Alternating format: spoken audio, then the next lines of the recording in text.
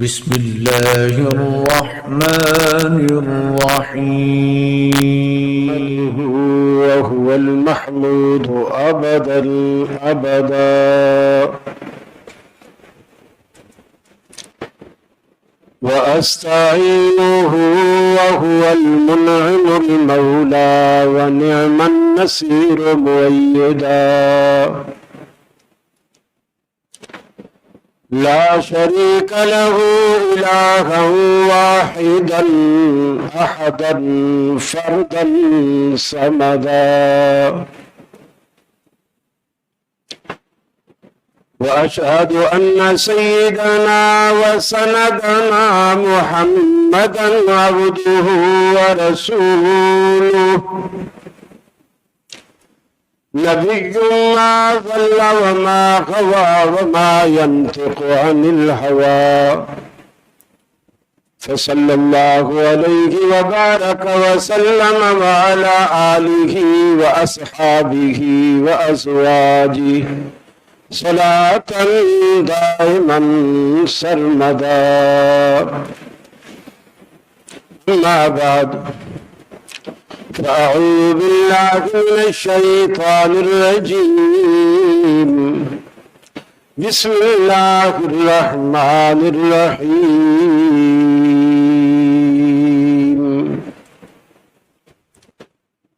وجاءوا أباهم عشاء يبكون قالوا يا أبانا إنا ذهبنا نستبق وتركنا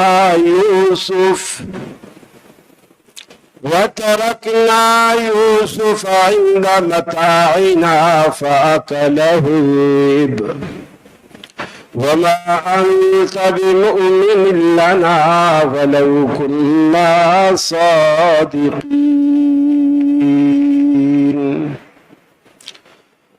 قال بل سولت لكم أنفسكم أمرا فصبر جميل والله المستعان على ما تصفون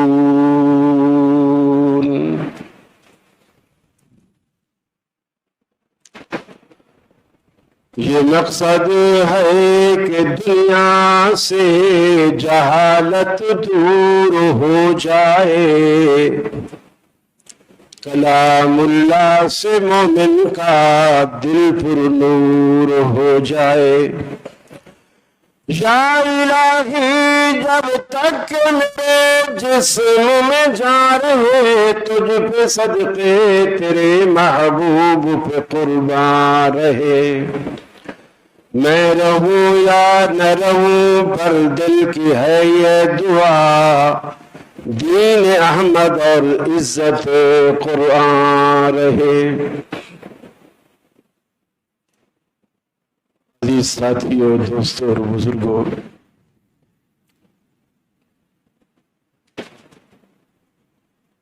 दुनिया में कुछ वाक़यात रूनुमा होते हैं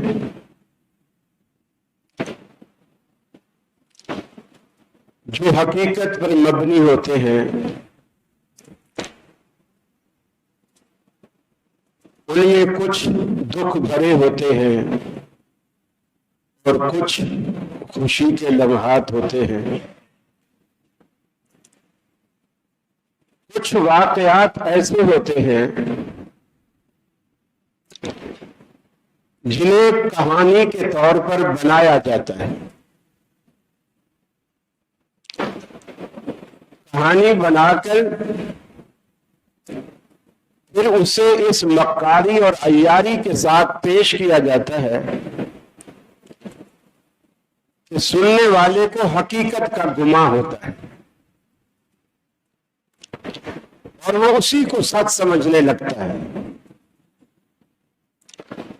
हालांकि सच वो नहीं होता जो कुछ उस कहानी में कहा जा रहा है, बल्कि सच वो होता है जो छुपाया जा रहा होता है। और ऐसे कई एक वाकयात।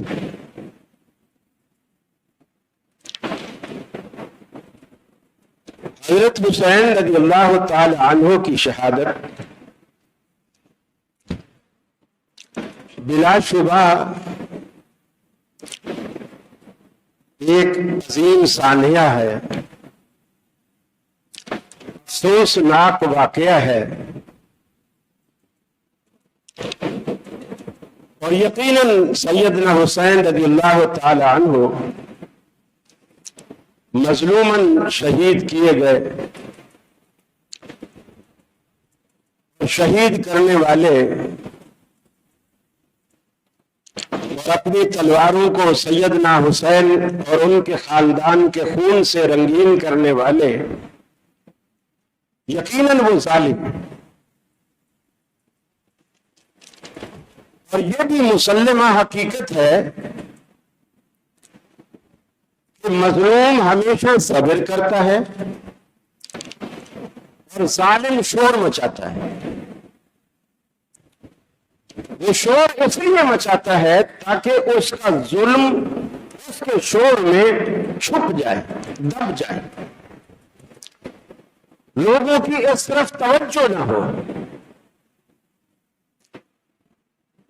जैसा उर्दू का मकूला है, चोर मचाए शोर,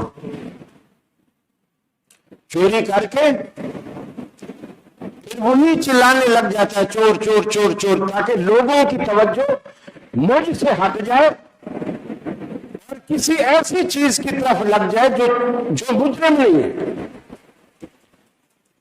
अपना जुर्म छुपाने के लिए ऐसा करता है।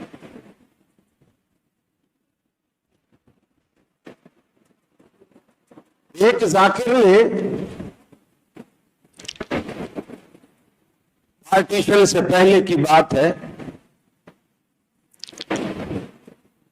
मजलिस पड़ी, लोगों को बड़ा रुलाया। दर्दनाक वाकयात, खैमों को आग लगा दी गई, बीवियों के दुपट्टे उतार के जला दिए गए, लाशों पे घोड़े दौड़ा दिए गए, लोग थाड़े मार मार के रोए।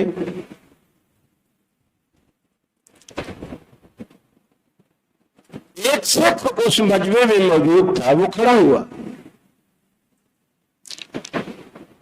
उसने जाकिर से कहा कि अगर इजाजत हो तो मैं एक सवाल करूं। वो समझा शायद अब ये सिख भी सिख मजहब को छोड़कर शिया होना चाहता है। उसने कहा जी कीजिए। सिख ने सवाल किया कि मेरे घर में रात की तारीकी में किसी ने चोरी की,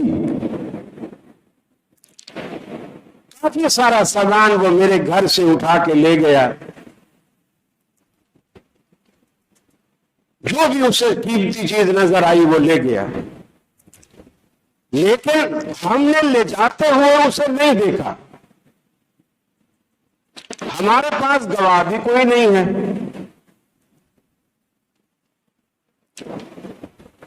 एक दिन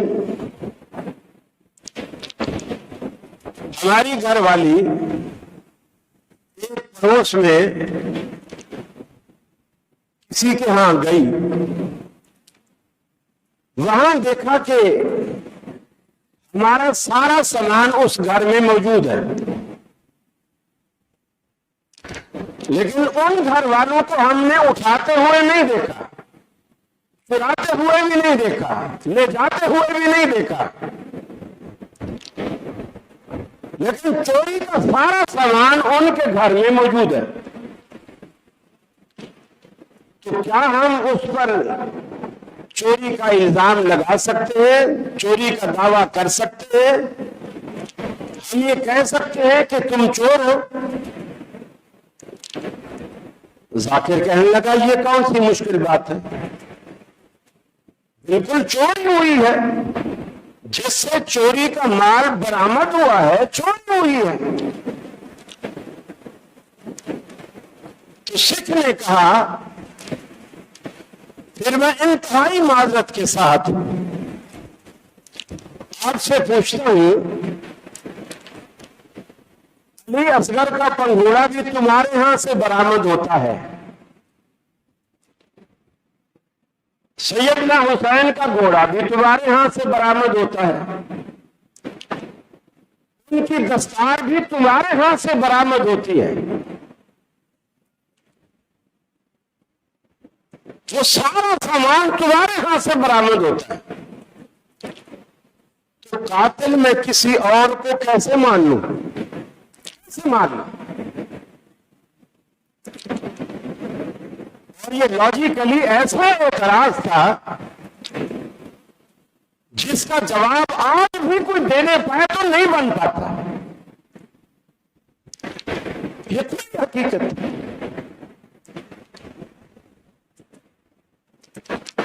बल्कि इसका एतराफ सैयद जवाद नकवी का एक क्लिप है, यूट्यूब पे बहुत मशहूर है।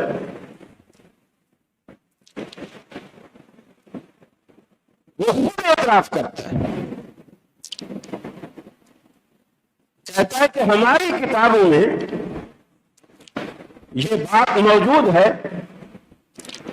मैं एक अरसा दराज तक इसको छुपाता रहा था, लेकिन बयान की हिम्मत नहीं होती थी।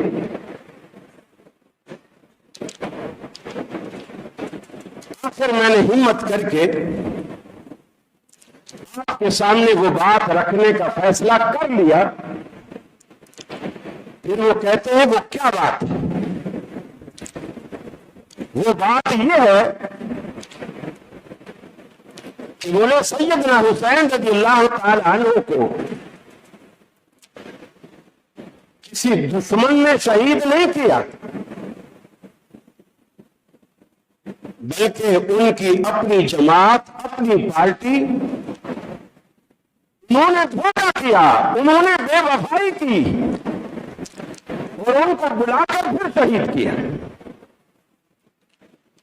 जादू हो जो सर चढ़कर बोले, वो खुद एतराफ करें। सैयदना हुसैन रज़ियल्लाहु ताला अन्हु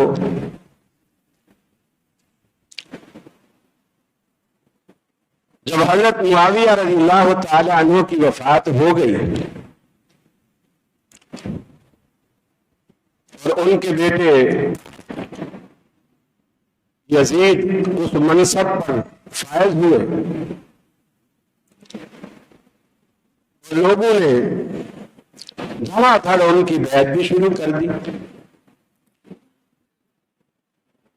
कुछ ने तो हजरत मुआविया की जिंदगी में ही बैत कर ली थी। उसमें बड़े बड़े जलील कद्र सहाबा मौजूद हैं, सिवाय 5-4 असहाब के बाकी सब ने बैत कर। उस वक्त सैयदना हुसैन रज़ियल्लाहु ताला अन्हु मदीने में थे, मदीना छोड़कर मक्के आए। रास्ते में अब्दुल्ला बिन अब्बास, अब्दुल्ला बिन उमर मिले। कहां का इरादा है? कहा कि इस तरह लोग बैत कर रहे हैं, मुझे ये अच्छा नहीं लग रहा। 3-4 महीने तक मक्के में स्टे किया, क़याम पजीर रहे। कूफा से हजरत हुसैन को खुतूत आना शुरू हो गए कि आप क्यों देर कर रहे हो, जल्दी से आओ। हम लोग जबरन यजीद की बैत पर मुकल्लफ किए गए हैं, हमारा दिल आपके साथ, आप आए, हमें लीड करें, हमारी क़यादत करें, हम आपके हाथ पे बैत करें।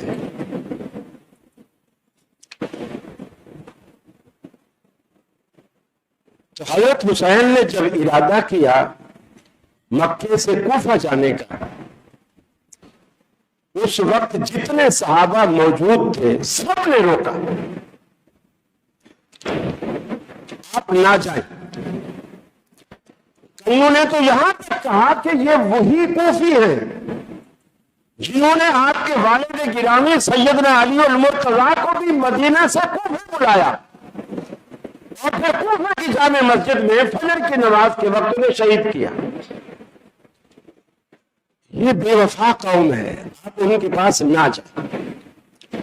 उन्होंने कहा कोई धोखा करेगा, एक बंदा करेगा, दो करेगा, 10 बंदे करेंगे, कोई 15 बंदे बेवफाई कर लेंगे, मेरे पास 13,000 बंदों के खतूत है, ये सारे के सारे तो बेवफाई नहीं करेंगे।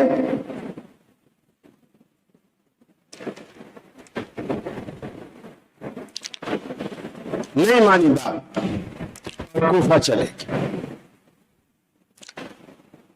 लेकिन मक्के और कूफे के दरमियान, लेकिन कूफे से ज्यादा करीब और मदीने से ज्यादा, मक्के से ज्यादा फासले पर स्टे किया। मुस्लिम बिन अकील से कहा अब जाओ जायजा लो, क्योंकि सारे लोग हमें मना करते हैं, जायजा लो कि क्या वाकई कूफी बेवफा है या हकीकत कुछ और है। चुनाचे वो गए, उन लोगों ने बड़ा पुरतपाक इस्तकबाल किया, बड़ी मोहब्बत, जौक दर जौक मुस्लिम बिन अकील के हाथ पर हजरत हुसैन की बात कर रहे हैं। जब ये सारा मंजरनामा मुस्लिम बिन अकील ने देख लिया तो उन्होंने उनसे कहा अब आप जल्दी करें, हजरत हुसैन को खत लिखें और उनको खत लिखकर बुलवाएं कि हालात बिल्कुल हमारे हक में है, सारा कूफा यजीद के खिलाफ है, आप आए और जल्दी से इनसे बैत लें और क़ियादत संभालें, मनसब आपका इंतजार कर रहा है। जब मुस्लिम बिन अकील से खत लिखवा लिया, कासिद को दे दिया और कासिद कूफे से रवाना भी हो गया, पीछे मुस्लिम बिन अकील को कत्ल कर दिया। ये इतनी बड़ी साजिश थी, इस तरह तो शायद हजरत हुसैन ना आते, खत लिखवा कर तसल्ली देकर बुलाया गया। जब उनके पास खत पहुंचा वो खुश हो गए, सारे काफिले वाले जो 72 लोग उनके साथ थे सारे खुश हो गए, चल पड़े। अभी कुछ चले ही थे कि और इतला आ गई कि मुस्लिम बिन अकील को शहीद कर दिया गया। तो हजरत हुसैन रज़ी अल्लाह ताला अन्हु का माइंड तब्दील हो गई। लेकिन जो मुस्लिम बिन अकील के भाई थे उन्होंने कहा नहीं, पहले हम और मकसद से जा रहे थे, अब हम और मकसद से जाएंगे, हम अपने भाई का बदला लेंगे। हजरत हुसैन ने कहा कि अगर तुम्हारा यही इसरार है तो मैं भी फिर तुम्हारे साथ हूं, चलो। अभी कूफा नहीं पहुंचे, हजरत साद बिन अबी वक्कास के बेटे उमर बिन साद रज़ी अल्लाह ताला अन्हु,